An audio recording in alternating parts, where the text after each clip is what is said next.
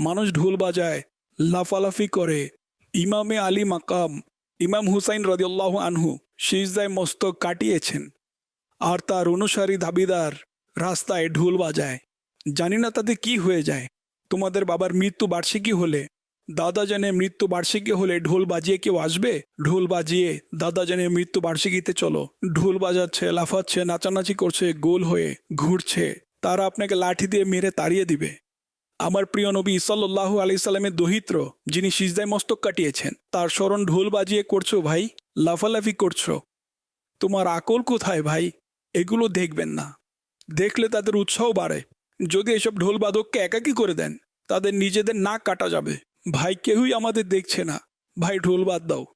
আমরা দেখে দেখে এবং হতবাক হয়ে দেখি কেউ পিপাসার্থ দৃষ্টিতে তাকায়।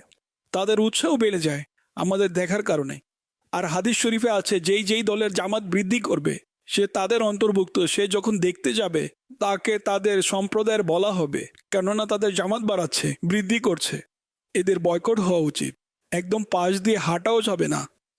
যেখানে এমনটি হচ্ছে, ঢাকঢোল বাজছে অথবা এই ধরনের যে সকল অনর্থক নানান ধরনের মন্দ কাজ হতে থাকে, এতে আমাদের কোনো কাজ নেই।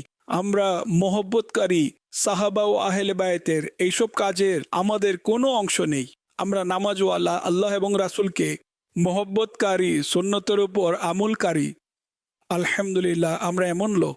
আর এইভাবে থেকেই আমাদেরকে জীবন অতিবাহিত করতে হবে।